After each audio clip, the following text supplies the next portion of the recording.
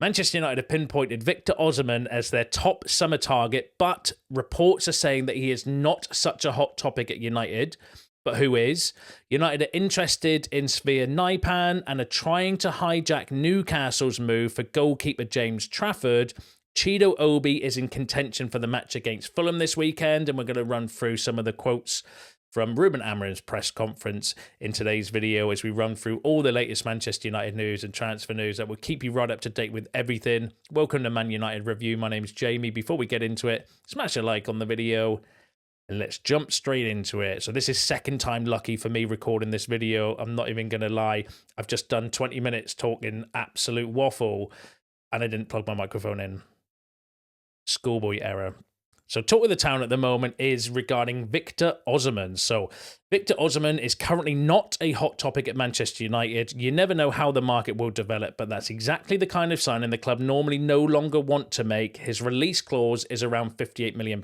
So that came from Christopher Michael, who's actually quite a good German journalist, like someone that's fairly decent and normally fairly accurate as well. Saying that Osimhen is not a hot topic at United, and he's the sort of deal the club no longer want to make. And I think that's a reference to the wages. We discussed that in yesterday's video around, for Romano was saying that he wants like £10 million net a season after tax, which works out around 350 grand a week. We would have to pay him for that sort of take-home pay at United, and I just don't think we're going to go anywhere near those sort of contracts anymore, regardless of the player, because it traps them in that sort of contract, and if in 2-3 years' time you want to move them on, you can't. Like Casemiro's the prime example of that, someone that we've been trying to get rid of for effectively 2 years, but nobody is going to pay those sort of wages. For someone like Casemiro. I mean, Osimhen might be different. If he does really well, then, you might be able to sell him or you might go for more. But surely if he's doing that well, you won't want to sell him anyway. So they don't want to do these sort of contracts anymore, which is why I'm kind of starting to feel that this is a little bit out of our budget. Now, contrary to that report, though, Dean Jones has said that Manchester United are keeping a close eye on Victor Osimhen's form at Galatasaray after pinpointing him as their top transfer target for the summer. So we're just going to have to wait and see with Osimhen. Like I said, I think we're interested in him. Reading between the lines, there's too much smoke for there to not be any fire regarding Osimhen. So I do think there's potentially interest there. Whether the interest is being blown out of proportion in the media, though, I don't know. Is it agent talk? Is he linking us to United a lot so that they can get more interest and get a higher salary and putting it all out there? Is it Napoli doing it so they can get a quick deal done? Remember their sporting director the other day was saying that they want to get a deal done as soon as possible. So you've got to remember it's a transfer. You're going to have all of these kind of shenanigans going on. So we'll just have to kind of keep an eye on it. I do think we're interested in him, though. There's too much smoke for not to be any fire, but whether we'll get him or not would depend on the salary, I think. And I don't think if he wants 350 grand a week, then we're not going to get him. That's my opinion. Let me know yours down below. Now, one player that's probably more realistic is Liam Delap. So Manchester United are increasingly confident that they stand a better chance of being able to negotiate a deal for Liam Delap than luring primary target Victor Osimhen to Old Trafford. And I think that's probably a fair reflection of where we are financially and, positionally in the league and stuff as well. Like it's going to be a long road back to rebuild United from this position. But and I was thinking this actually before, that maybe Jason Wilcox, Omar Barada, obviously coming from City. Liam Delap was at City as a youngster as well. Maybe there's a little bit that they know about his personality and stuff like that as well, which is invaluable when it comes to transfers. If you already know what type of character someone is and what their personality is like behind the scenes and around the dressing room and stuff, then that is that's worth its weight in gold, because that's one of the big question marks that you have to look at when it comes to transfers: their personality, their how they'll integrate into the group and the squad and stuff. And surely Wilcox and Barada would maybe know a little bit more about that with them both being at City. Maybe Wilcox, and I don't know so much about Barada because he's more of a someone that dealt with the boardroom and stuff, but Wilcox was the head of Man City's youth team, so he'll know these players kind of from a personal level as well. So maybe there's some value in that with Liam Delap as well. But let me know what you think in the comments. Would you take Liam Delap? Do you think he would improve United up front? I think we've got more, we'd still need to add some creativity. Like no strikers coming into United. I agree. There was, you've been mentioning this in the comments on a few previous video. I don't think any striker walks into United and instantly starts scoring 20, 30 goals by themselves, because the creativity needs to improve as well. We need to create more chances for any striker in the team. But yeah, Delap looks like he's probably more, I would say Delap's more likely than Osimhen at the moment, based on the kind of reports, because people like David Ornstein and that have said that we're linked us with Delap, and he's the best journalist around out there who's not clickbait. He doesn't kind of do all these nonsense reports. But again, I do think we're maybe looking at Osimhen to see if we could get some sort of deal done. But if we can't, then more likely going to be Delap. But yeah, give us your thoughts on that in the comments. Now, another player we've been linked with is Nypan. We've been linked with this guy for a while, and I was pleased actually that he didn't go anywhere in January. And I thought at the time, and I remember discussing this on the video, that he's not kind of gone anywhere, that maybe that's someone that we kind of go back in again for in the summer, because we know he's a player of interest. We've scouted him for a while. He's a United fan as well. The Muppeteers have said that United are still interested in Nypan and are not out of the race yet. And I wonder if there's been something that's kind of said to him, because remember, he was kind of reportedly meant to be going to Man City, or City were having a word with him, potentially going on loan to Girona. Arsenal interested in as well. Whether we had a word with him and said, look, we want you, but we don't have the money in January. Can you wait until the summer? Potentially that might have been possible. But he's a good young player who's not going to cost an arm and a leg as well. Fits well within the model of what we're looking for. Young, developmental, up and coming, somebody that's going to be, relatively cheap, but somebody that can develop with the rest of the kind of young players that we're bringing into the squad as well. So that's one to pay attention to and keep an eye on. Let me know what you think about that in the comments. Now, Manchester United could hijack Newcastle's move for James Trafford this summer. United may attempt to sweeten the deal by making it clear that he would have the opportunity to make himself Amorim's first choice between the sticks. So that came from Gimme Sport.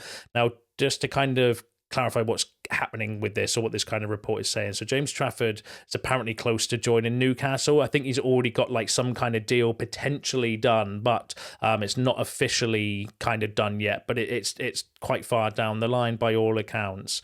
And apparently United might be making a move to try and hijack him, according to this report. But he would only come to United if he's offered the number one position.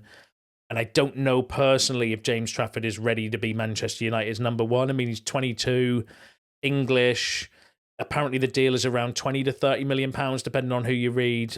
For Newcastle is another player that's come from City's youth academy, though. Again, going back to what I mentioned before about Wilcox and stuff, and Barada and that kind of connection as well. He has played in the Premier League, but didn't cover himself in glory, I didn't think, for Burnley when they got relegated, but has an outstanding season so far in the Championship. Like he's up there with the top. He's in the top 99% alpha for saves and stuff with goalkeepers. So he is having an absolutely outstanding time. Is he quite ready, though, to be Manchester United's number one? And if we can't offer him the number one spot, then potentially, that would give Newcastle the advantage. But the Muppeteers were also talking about James Trafford as well a few times. I remember back a few months ago when he was mentioning kind of James Trafford. So he is definitely a player I think we're interested in. So keep an eye on it for you. But let me know if you think that would be a good shout or not in the comments. Now, another goalkeeper we've been linked with is Gregor Kobel. So Manchester United are prepared to battle Chelsea for the signing of Borussia Dortmund number one Gregor Kobel when the transfer market reopens. United will have to move quickly to beat Chelsea to Kobel's signature, but he could be well worth the effort. Now, that came from the Independent. They're actually a really decent source of information, suggesting that maybe United could be battling with Chelsea for Gregor Kobel as well. Now, that's again another good keeper. A little bit older, 27, I think he is. Yeah, 27 years old.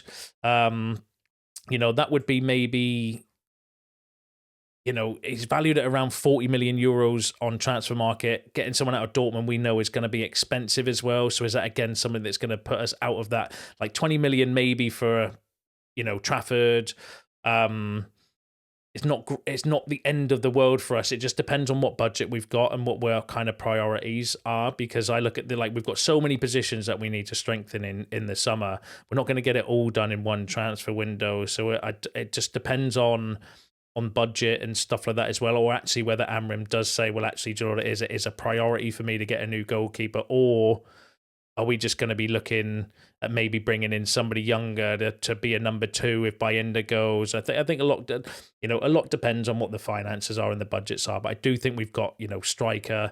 We need another full forward. I think we need 2 forwards. Right wing back. Obviously, we're linked with Kenda.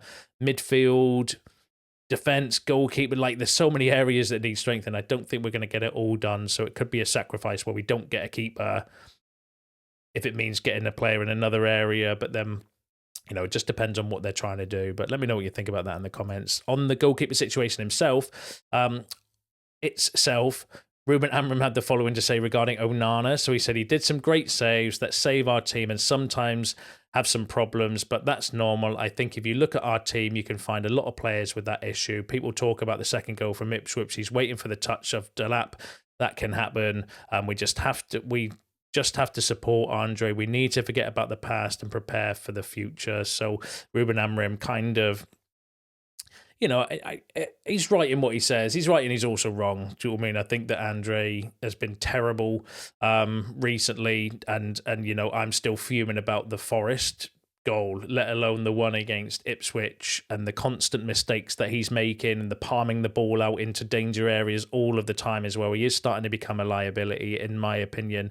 But then Amorim's made a good point that actually he's not the only player that's making mistakes on the pitch. When you look around, there's countless times when players are just kicking the ball behind players and not marking runners or switching off at the back post. Do you know what I mean? Like, all of these things, like they're all guilty of doing something. And Onana is in a position where actually when he makes a mistake, it costs us a goal. It's just he's doing it far too frequently, for my opinion. And it's not even that I'm worried about. That does my head in with Onana. And the reason why I don't rate him is his distribution. He was meant to be brought in as this kind of transformative goalkeeper that was going to change our style of play. And I believe the hypes that other channels and people online were kind of saying, which is why I've learnt my lesson, and I'm never going to listen to any of that nonsense anymore. Just kind of make my own mind up and my own opinion on kind of players and stuff, right? Because he's transformed nothing with his distribution. His kicking is shit. His kicking is terrible, so I don't see how we've upgraded from De Gea. If his distribution was Scholes-esque every time he was kicking the ball long or, helping us play out from the back and stuff, but his distribution is terrible. And then if you add the fact that he's throwing the ball in his net every game as well, definitely an area of concern. Anyway, I'll say that, but let me know what you think in the comments. Now, also on the recruitment in general, Ruben Amorim in the press conference had the following to say. So he said he was asked if he had any guarantees about the summer. He said, guarantees, we don't have. We know the situation of the club. We need to make some deals to make some deals. We know the situation. We are changing a lot of things in our squad and the academy. We are working with a lot of things. We are preparing the next season for sure. So Amorim saying that we're already preparing for next season, but in order to bring players in, we need to let players go, and they're working on those deals. It's not as easy as for us to get rid of players, as we've mentioned before, around the wages and stuff like that as well, and obviously the performances.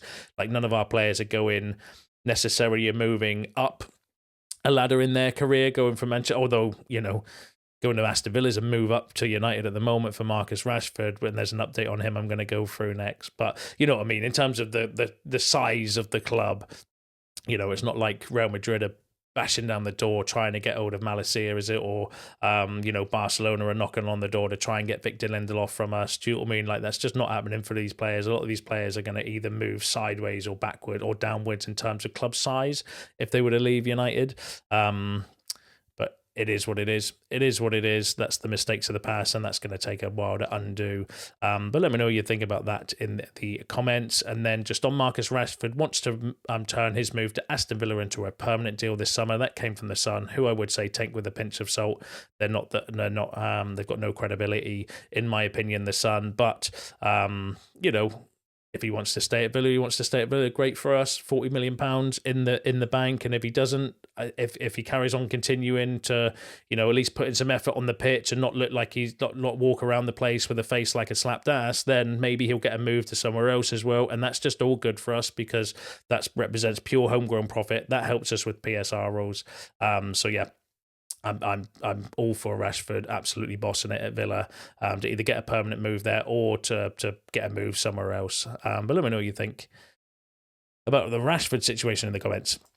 Now, let's go through the rest of the news. So, Chido Obi won't play any part against Arsenal in the Youth Cup Youth Cup tonight as he stays in Manchester with first team group. He's in line to play against Fulham on Sunday. And that came from Nave Salt, who's a good source when it comes to United's youth and academy staff, saying that Obi Martin is not with the Arsenal in the squad for the Arsenal game tonight, although I'm sure he would have wanted to play and go back and knock Arsenal out of the Youth Cup, because apparently he's in line to play against Fulham on Sunday. Probably will come from the bench, won't he, as well? But, that's exciting to give him some more minutes as well. And I was thinking, with it being the cup game, even though it's a difficult draw with Fulham, it's going to be very difficult, in fact.